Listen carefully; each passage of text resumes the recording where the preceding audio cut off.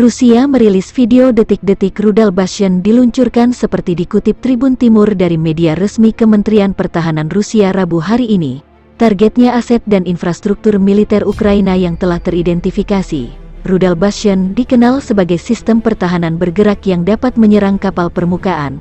Semua jenis sistem rudal pantai bergerak Bastion dipersenjatai dengan rudal anti kapal swadaya supersonik Onyx. Ini dirancang untuk menghancurkan kapal permukaan dari semua jenis.